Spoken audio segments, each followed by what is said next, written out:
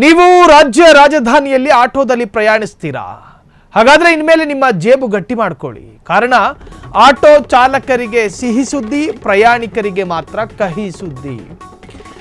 ಬೆಂಗಳೂರಿನಲ್ಲಿ ಸದಾಕಾಲ ಆಟೋದಲ್ಲಿ ಹೋಗುವಂತಹ ಪ್ರಯಾಣಿಕರೇ ನಿಮ್ಮ ಬಾಯಿಗೆ ಒಂದು ತರಹದ ಬೇವು, ಇನ್ನು ಆಟೋ ಚಾಲಕರ ಬಾಯಿಗೆ ಒಂದು ತರಹದ ಬೆಲ್ಲ. ಆಟೋ ಚಾಲಕರಿಗೆ ಸಿಹಿ ಸುದ್ದಿ, ಪ್ರಯಾಣಿಕರಿಗೆ ಮಾತ್ರ ಕಹಿ ಸುದ್ದಿ.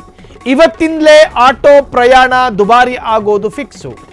ಜೂನ್ 1ರಿಂದ ಆಟೋ ಪ್ರಯಾಣ ದರ ಮಿನಿಮಮ್ 40 ರೂಪಾಯಿಗೆ ಹೆಚ್ಚಳ ಸಾಧ್ಯತೆ. 40 ಆಗದಲ್ಲೇ ಇದ್ರೂ ಕೂಡ 50 ತಗತ್ತಿದ್ದಾರೆ. ಈಗ ಬೆಂಗಳೂರಲ್ಲಿ ಆಟೋ ಪ್ರಯಾಣ ದರ ಏರಿಕೆಯಾಗೋದು ಬಹುತೇಕ ಫಿಕ್ಸು. ಆಟೋ ಪ್ರಯಾಣ ಏರಿಕೆ ಸಂಬಂಧ ಇಂದು ಮಹತ್ವದ ಸಭೆ ನಡೆಯುತ್ತೆ. ಕೆಲವೇ ಕ್ಷಣಗಳಲ್ಲಿ ಆಟೋ ಚಾಲಕರ ಜೊತೆ ನಗರದ ಡಿಸಿ ಸಭೆಯನ್ನ ಮಾಡ್ತಾರೆ. ಈ ಸಭೆಯಲ್ಲಿ ನಿರ್ಧಾರವಾಗಲಿದೆ ಆಟೋ ಪ್ರಯಾಣ ದರ, ಅದರ ಏರಿಕೆಯ ಬಗ್ಗೆ. ಪ್ರಯಾಣ ದರ ಏರಿಕೆ ಅನಿವಾರ್ಯತೆ ಎಂದಿರುವಂಥ ಆಟೋ ಚಾಲಕರು ಈಗ ಮಿನಿಮಮ್ 30ರಿಂದ 35 ಇದೆ, ಇನ್ನು 45 ಆಗಬೇಕು ಅಂತ ಹೇಳಿ ಆಟೋ ಚಾಲಕರ ಏನು ಮನವಿ.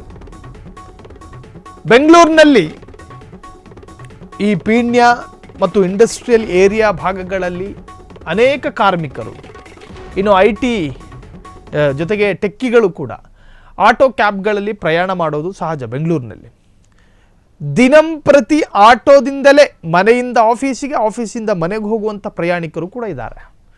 ಇನ್ನು ಶಾಲಾ ಮಕ್ಕಳನ್ನು ಸಾಕಷ್ಟು ಮನೆಯವರು ಸೇರ್ಕೊಂಡು ಒಂದು ಆಟೋನ ಬುಕ್ ಮಾಡಿರ್ತಾರೆ, ಆಟೋದಲ್ಲೇ ಮಕ್ಕಳನ್ನ ಕಳಿಸ್ತಾರೆ, ಆಟೋದಲ್ಲೇ ಮಕ್ಕಳನ್ನ ಕರ್ಕೊಂಡು ಬರ್ತಾರೆ. ಈ ಪದ್ಧತಿ ರಾಜ್ಯದಲ್ಲಿದೆ.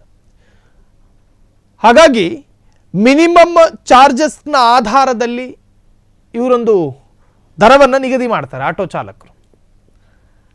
ಈಗ ಪ್ರಯಾಣಿಕರಿಗೆ ಹೋಗಬೇಕು ಅಂತ ಹೇಳಿದ್ರೆ ಮಿನಿಮಮ್ 45 ರೂಪಾಯಿ ಕೊಡಬೇಕು. ಏನಾದರೂ ಇವತ್ತಿನ ತುರ್ತು ಸಭೆ ಅಥವಾ ಮಹತ್ವದ ಸಭೆ ನಡೆದು ಏನಾದರೂ ಆಟೋ ಡ್ರೈವರ್ಗಳ ಪರವಾಗಿ ಏನಾದರೂ DC ಆದೇಶ ಮಾಡಿದ್ರೆ ಆ ದರವನ್ನು ಕೊಡಬೇಕಾಗಿ ಬರುತ್ತೆ.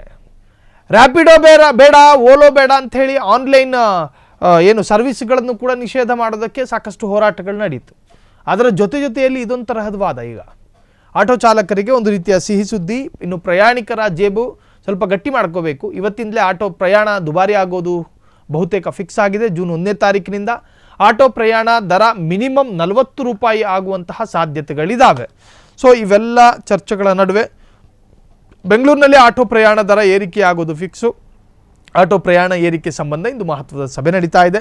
ಇನ್ನು ಸರ್ಕಾರಿ ಬಸ್ಗಳಲ್ಲಿ ದರ ಪರಿಷ್ಕರಣೆಯೂ ಆಯಿತು. BMRCLನಲ್ಲಿ ಮೆಟ್ರೋ ಪ್ರಯಾಣದ ದರ ಏರಿಕೆ ಮಾಡ್ತೀವಿ ಅನ್ನುವಂಥ ಬೆದರಿಕೆಯೂ ಬಂದಾಯಿತು.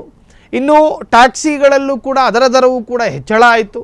ಮೊನ್ನೆ ಲಾರಿ ಚಾಲಕರು ಸ್ಟ್ರೈಕ್ ಮಾಡಿದ್ರು, ಡೀಸೆಲ್ ಪೆಟ್ರೋಲ್ ದರ ಇಳಿಸಿ ಅಂಥೇಳಿ. ಈ ಎಲ್ಲದರ ನಡುವೆ ಮತ್ತೊಂದು ತರಹದ ಟೆನ್ಷನ್ ಇದು. ಆಟೋ ಚಾರ್ಜಸ್ ಏರಿಕೆಯಾಗುವಂಥ ಒಂದು ಮಹತ್ವದ ಸಭೆ ಇವತ್ತು ನಡೆಯುತ್ತೆ. ಆ ಸಭೆಯಲ್ಲಿ ಏನು ನಿರ್ಧಾರ ಆಗುತ್ತೆ ಅನ್ನೋದೇ ಪ್ರಯಾಣಿಕರ ಒಂದು ರೀತಿಯ ಕುತೂಹಲವಾದಂಥ ವಿಚಾರ. ಕ್ಷಣ ಕ್ಷಣದ ಸುದ್ದಿಗಳಿಗಾಗಿ ಫ್ರೀಡಂ ಟಿವಿ ಸಬ್ಸ್ಕ್ರೈಬ್ ಮಾಡಿ, ಲೈಕ್ ಮಾಡಿ ಹಾಗೂ ಫಾಲೋ ಮಾಡಿ. ಹೊಸ ಸುದ್ದಿಗಳ ನೋಟಿಫಿಕೇಶನ್ಗಾಗಿ ಬೆಲ್ ಐಕಾನ್ ಮೇಲೆ ಕ್ಲಿಕ್ ಮಾಡಿ.